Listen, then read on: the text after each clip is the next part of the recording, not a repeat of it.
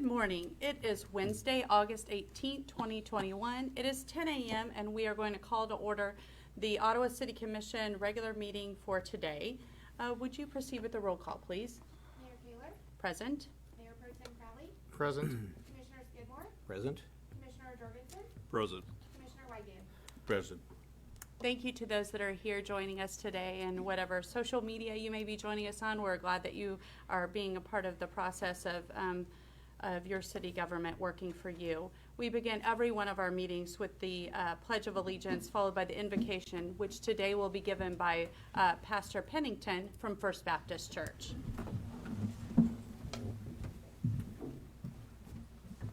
I pledge allegiance to the flag of the United States of America and to the republic for which it stands, one nation under God, indivisible, with liberty and justice for all.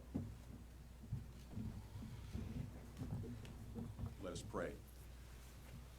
Eternal and loving God, we give you thanks for this new day in which we are called to serve you and to love others. And we give you thanks for those who are called to serve this community, to serve this city of Ottawa, and pray that you grant wisdom this day, that you grant wisdom according to compassion and mercy and taking a look at the well-being of all. And God, when decisions are weighty, give them boldness and compassion. When decisions are contentious, give them a spirit of peace and again of wisdom. And God, we give you thanks for those who are willing to put themselves out there to serve. Bless them abundantly this day. Bless them in every decision that is made, and especially in these days as we seek a way through a resurgence in COVID and in the decisions that lie ahead. We ask again for your healing, your wisdom-giving mercies. Lord, in your mercy, hear our prayer. Amen and amen. Thank you, Pastor. We appreciate you being here today. That moves us on to the consent agenda, which includes minutes from the August 2nd, 2021 study session, August 4th regular meeting, August 9th study session. It also includes the election of delegates for the League of Kansas Municipalities annual conference. Is there a motion to approve that? Madam Mayor, I'll make that motion. Is there a second? I'll second. Is there any discussion? All those in favor say aye. Aye. All those opposed, same sign. Motion carries. We move on to public comment. Today we are going to welcome Dr. Ransom, who is our Franklin County Public Health Officer, but just a really great Franklin County citizen too, and we're so glad to have you here, who is going to help us understand a little bit about what our community is facing regarding COVID. So Dr. Ransom, what do you have for us today? I really don't have a lecture, but I'm prepared to answer questions. I think everybody's aware that the Delta variant is surging in the area. It seems to have leveled off a bit. I think we have evidence that it's quite prevalent here in the county. We have, I think there are currently 8 patients in the hospital, which is about as many as we've had. We've had as many as 11 in the past week or two. We didn't ever have that many during the winter when the country was surging. I think you've probably heard that the CDC has approved a booster vaccine for immune-compromised people, and I suspect in another month or two that will include virtually everybody, especially with the Pfizer vaccine. So that's with Pfizer and Moderna at this point. They haven't addressed the J&J vaccine. So I'm prepared to answer questions. If there's Do you see a little bit of increase in those who have been reticent in taking the vaccine? Do you see some coming in more? Yes, there's some. And there's still some who are very resistant. Of those that are hospitalized right now with COVID at our local hospital, how many of those are unvaccinated? Do we know? One is vaccinated, but that was, and he has had a chronic stay in the hospital. The others are all unvaccinated. Dr. Ransom, I appreciate your educated opinion and your compassion and getting the information out to the people, so I appreciate all you've done. I still go to the grocery store sometimes and I see a lot of people walking around unmasked. What would be your advice for those people, I believe we ought to be wearing masks in those situations. whether vaccinated or unvaccinated, both? You're Yes. saying? We know vaccinated people can certainly get the virus. They don't get sick. They seldom get in the hospital. I mean, their illness is significantly less than somebody who's unvaccinated, as a rule. But I would recommend that everyone wear the mask, because people can acquire the virus. It is very contagious. We might approximate it to chicken pox, which is extremely extremely contagious. So, See that? yeah, I think everyone ought to wear a mask, and I think I think this will pass. This surge will pass, and we may be able to relax things. And I think everybody knows there is no mandate in this county to wear masks in any situation. I think people have to use common sense and maintain those same recommendations that we've had all along.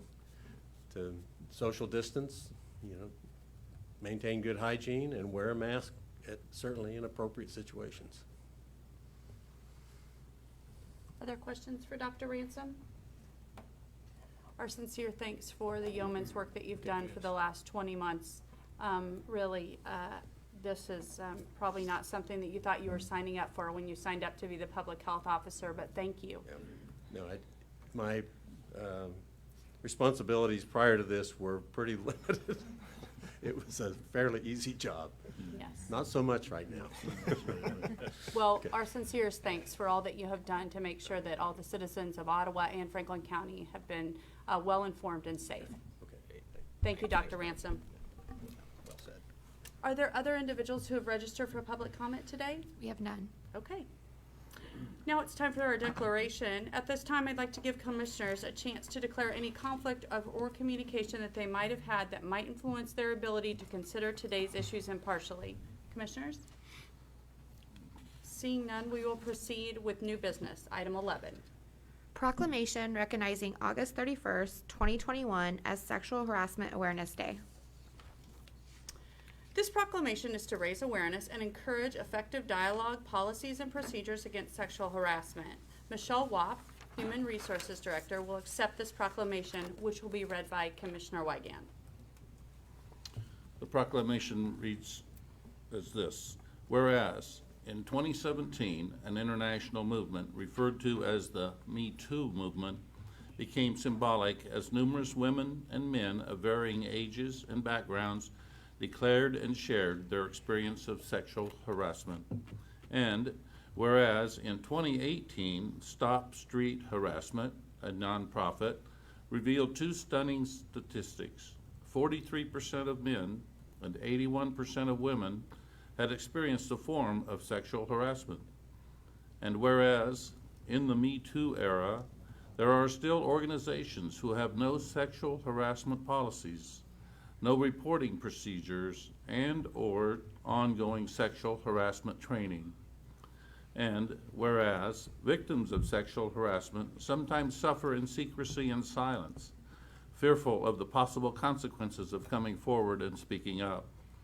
And whereas there is no gender, no race, and no socioeconomic level that cannot be impacted.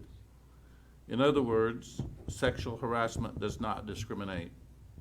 And whereas by proclaiming August 31, 2021, Sexual Harassment Awareness Day, it is the sincere hope that awareness, effective dialogue, policies, reporting procedures, and training become an important priority to significantly minimize not only sexual harassment, but the secrecy and silence that often encompasses it. Therefore, we, the governing body of the City of Ottawa, Kansas, do hereby proclaim August 31, 2021 to be Sexual Harassment Awareness Day in the City of Ottawa, Kansas, signed this 18th day of August 2021 by our Mayor, Sarah Kaler. Mrs. Wapp, would you like to come forward? It's always hard to get. I'm going to come down there because I don't know how you're going to do that. Mayor and Commissioners, Michelle Wap, HR Director. Thank you. After being in the HR field for almost 27 years, it is disenchanting that sexual harassment is still happening in workplaces. It's unacceptable. But as far as our organization, the City of Ottawa is committed to providing a work environment in which all individuals are treated with dignity and respect. The harassment policy and procedures were developed to ensure employees can work free from unlawful harassment, discrimination, and retaliation. Any reported allegations of harassment, discrimination, or retaliation will be investigated promptly, and misconduct will be dealt with appropriately. We also provide annual training for all employees, supervisors, and obviously new hires. Thank you. Thank you so much. We appreciate you visiting with us today about Sexual Harassment Awareness Day. Thank you. Thanks. That moves us on to item 12 on our agenda. Request for approval of resolution authorizing the serving of complimentary alcohol, liquor, and enhanced cereal malt beverages for Ottawa Area Chamber of Commerce Ladies Night Out. This event is scheduled for October 1st, 2021 from 1 p.m. to 7 p.m. And I believe that John Cohen, who is with our Ottawa Area Chamber of Commerce, will address this matter today. Greetings, John. Madam Mayor, Honorable Commission, Mr. City Manager. I know you're all familiar with this event. It's slightly different this year. Last year, for the first time, we ran it from 1 to 7, and that was because of COVID, and we wanted to try to reduce crowding in the stores. And our downtown merchants appreciated that because they felt people slowed down. They actually stopped and looked around. It wasn't like a race. It's still a scavenger hunt, but before it was you had to hurry to get done, and people slowed down and actually did some shopping. And so we decided to replicate that 1 to 7 time again this year. And last year we didn't allow refreshments, and that was due to COVID. But this year we are giving them the option of having refreshments, and some of our merchants like to offer adult beverages. And so in light of that, we have to request permission to do this event. All the alcohol stays in the premises in which it was offered. None leaves the inside of the buildings, so there's no alcohol on the street. It's only in the buildings. And if you had any questions, I'd be happy to respond. Now, John, a quick question. How do the owners of the businesses keep underage drinking happening on their premises? They're responsible for all, and we put that in the form when they sign up that they're responsible for that. So if there is somebody that is in that 18 to 25 range, we tell them they should be carded, and so but they're responsible for checking that. Good. All right, thanks. John, how big of a turnout do you expect this year? Well, we normally expect about 500, and sometimes it's kind of hard to tell because they don't have to necessarily register. They can just go down and participate. But we order bags, and they have to come to the chamber. Well, actually, registration is going to take place in Legacy Square, and there is going to be vendors in Legacy Square too, home-based businesses. So that's going to be where it actually starts. If they register there and they pick up their bags, they also have the opportunity to pre-order T-shirts this year, or they could order the night of. But we have to order them then. They won't get them the day of if they don't pre-order, and so typically we kind of plan on 500. In big years, we've had way more than that, but then weather can certainly change that. And I don't know if we're 100% out of COVID yet, but we do like to offer this just because, one, our downtown definitely suffered. The merchants suffered during the pandemic, as everybody did, and so we just would like to try to get as many people into the downtown as we can. So we encourage it. Two, I think by making it the longer time, I think people are more likely to stop in one of our downtown restaurants and eat a meal, and you just make more of a day out of it. So hopefully about 500. Okay, at least. Yeah. Other questions for Mr. Cohen? If not, I would entertain a motion if there is one. Madam Mayor, I'll Commissioner, make the motion to approve item 12 on our agenda. I'll second it. it's been moved and seconded to approve the resolution authorizing alcoholic liquor and enhanced cereal malt beverage for Ladies' Night Out. Is there any discussion? If not, we will proceed to vote. How do you vote, Commissioner Jorgensen? Yes. Commissioner Weigand? I vote yes. Commissioner Skidmore? Yes? Mayor Pro Tem Crowley? Yes. Mayor Kayler? Yes, motion carries. Thank you, Mr. Appreciate Cohen. your support. Thank Yes, you. Thank you. That moves us on to item 13 on our agenda. Request for approval of ordinance amending Chapter 7, Article 1 of Municipal Code regarding municipal cemeteries. Staff will outline the changes to this code, and Mr. Hafley will be addressing us today regarding this ordinance. Well, good morning, Mayor and Commissioners. What you have before you is the updated ordinance for the cemetery rules. Just a quick reminder that we did assemble a group of citizens to help us go through these rules and come up with an amicable solution. Everybody, if you remember correctly, here about a month ago when the group came to the study session, they were all in favor of the rules that we had presented. This is the same rules in the actual ordinance. Commissioners, are there questions for Mr. Hafley? I guess, Mike, I understand the intent of the initial one was when we're mowing, I don't know, around thousands of grave markers, it can be quite a challenge when it comes to weed whacking and getting the grass out. At the same time, we wanted to respect the wishes of the people. So in your opinion, was this a reasonable compromise? I think so. The group that we had assembled consisted of some people that were unhappy with the original change we made. They came in, and when we talked about the changes and why we wanted to make the changes,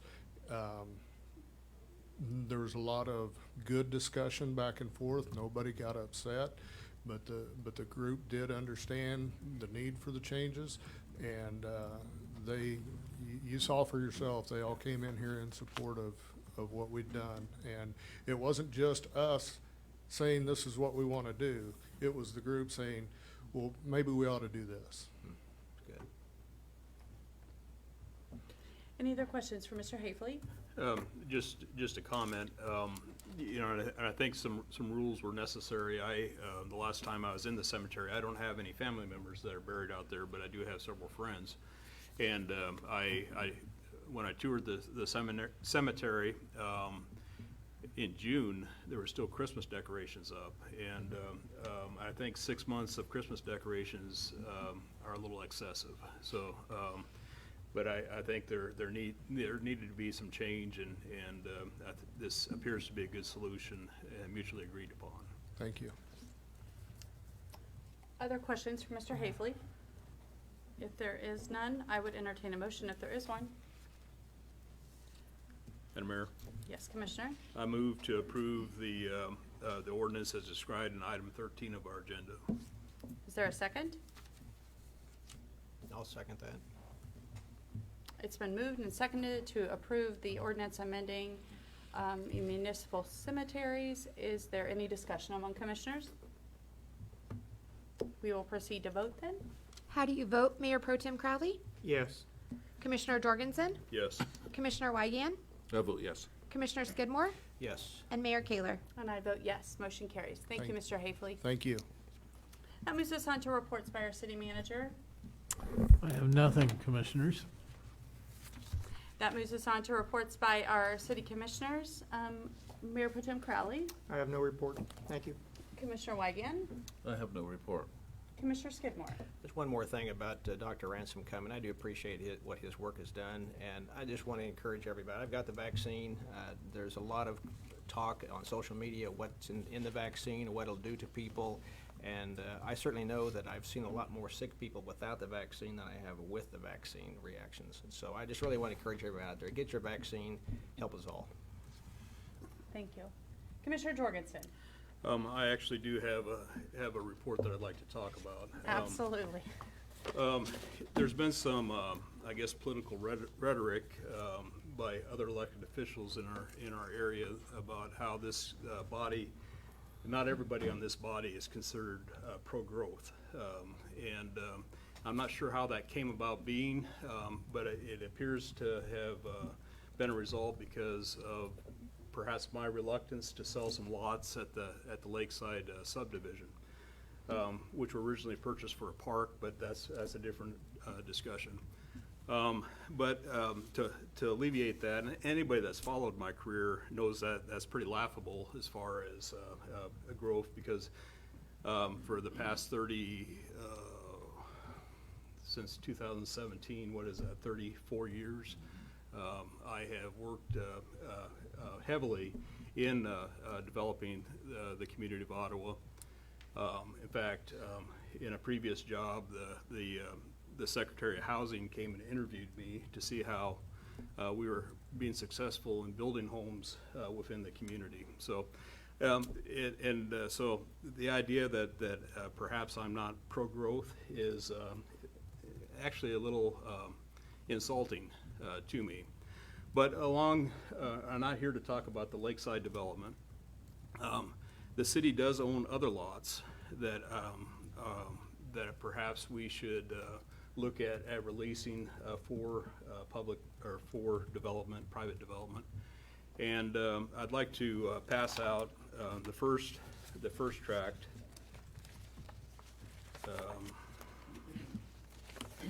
I've got a few of these that I'd like to pass out. And this is a lot that the city had acquired at some time in the past. It's 103 North Elm Street. It's a fairly good size tract of ground, 16,875 square feet according to the county records, which actually could be divided into two separate building tracts at least. And it's zoned R2, which is permitted use as 1 to 3 family type homes. And this is a neighbor has brought this to my attention when I was mayor, that we need to do a better job in maintaining or controlling the weeds on that tract. This, if you divided it into 2 tracts and built 2 triplex units on there, there's 6 units, 6 homes for families that could be used for. It's just off the rail trail heading east and west. What's that called? The Flint Hills Rail Trail, and it would make a decent property for development. And I propose that we also, in addition to looking at the coves, that we make that lot available for sale for development as well.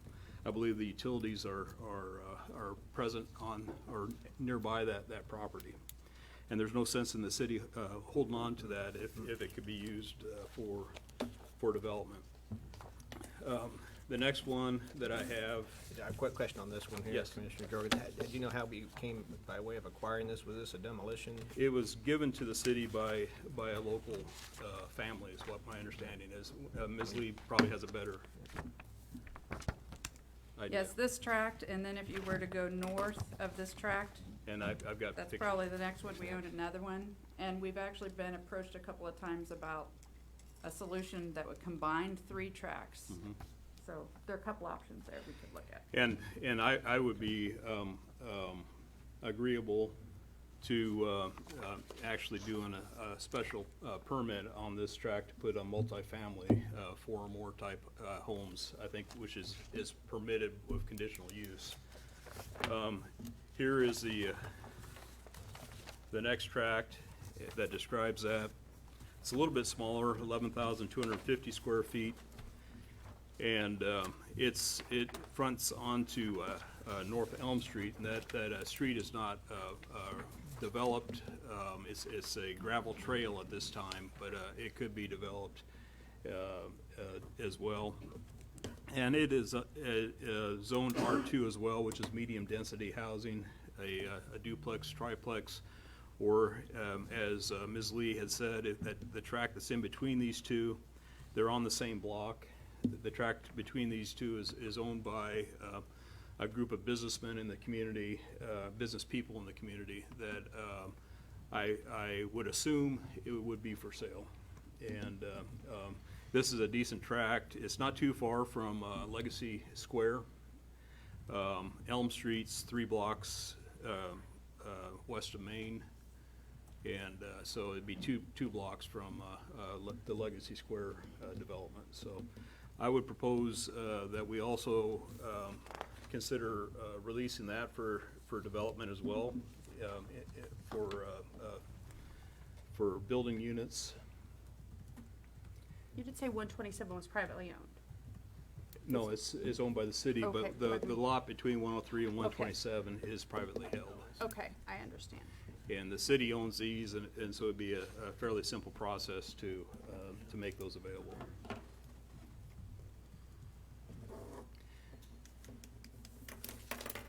But that is the first phase of my proposal. I guess you could call it the Jorgensen proposal.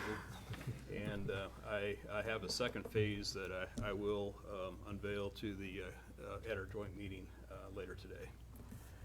I do like this idea. I guess maybe, do we have other properties owned in the city here, just like this, Wendy, that maybe we ought to look at all of our available lots and not just these here? The city manager and I have talked about a few other tracks. There's one over here on the east side that would be appropriate. These ones take a little bit more creativity because utilities are only available on First. So that's why it would take some partnership or some opportunity where we maybe we're a little creative about how to do that without having to spend an awful lot of infrastructure dollars. That's why they've been vacant, and that's why they were deeded to us. We had considered at different times a couple of solutions for these, but as we maybe negotiate moving forward with someone, we can look at that. But there are a couple other tracks that would probably at least warrant a conversation about the land we own and why each of them were purchased or deeded to us. Some we purchased, sort of like how we've had the conversation around Lakeside. Some of them have been owned by us for a very long time. But this is a great time to have that conversation, obviously, is if they are developable, they would be an option. We have looked at it in the last couple of budgets and just hadn't created a mechanism, again, for another auction. But there are just a few left. We did most of ours with neighborhood stabilization or other grants over the And I years. think we own a few lots that are community gardens, and Those are irregular lots. they have to do with Skunk Run, Yeah. and then I think we have one of those. The others are owned by ECAN, actually. okay. But yes, we could be happy to run a list of all of them and have a conversation if you want to do that. I think that'd be appropriate. I think And looking. this, I'm sorry. Sir, go ahead. I was just gonna say that this particular tract was not acquired as a park, and actually there's a park 2 blocks away, so that alleviates the need for any park in A brand new park. It was That's right. actually acquired before the park was proposed because we were going to use it for a park. Yeah, And then we talked about a community garden in this location of town, which doesn't have a community garden very proximate to it, for the lot that is not got utilities. But again, if there were to be, as we have visited with, and I've visited with the adjoining owner a couple of times as he's considered some options, it's been, just bring us a plan, and I think you all would be open to doing something with them, because we didn't acquire them to keep them. yeah. Unless that was the only option. Yeah. They don't serve a good stormwater or any of the rest. This tract is located within the 500-year floodplain, but that's the area protected by dikes and or levees, and so there's nothing new in that area. No flood insurance is required. I agree with Commissioner Jorgensen and Commissioner Skidmore with looking at any lots that the city may have available, possibly putting them up for sale, especially in light of the information that we got about the easement information for Lakeside. That is probably gonna deter, some of the potential building that could have possibly went there. So if we can open up any more lots that the city has, that'd be wonderful. Mrs. Lee, and thank you, Commissioner Jorgensen, for bringing this. On the 103 North Elm, you said that utilities are only available on First. So, I mean, there are houses that are on each side of this particular lot, actually, that are on every side of the lot except for right behind it, to the north. So electricity is relatively available there. It may be, is the concern more for 127? Yes. Okay. We'll have Director of Utilities, Tharp, take a look at these before your next discussion and just kind of lay out how we get utilities down there. And it was actually originally also about the roadway. So if there were to be a complex built where they didn't have to build a road, a true public road, that was a part of why these lots haven't developed versus all the rest have access to an open street. So that's where the creativity may come in as well.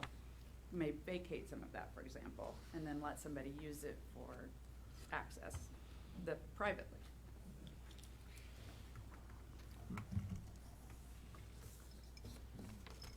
Commissioner Jorgensen, do you have other things? I do not.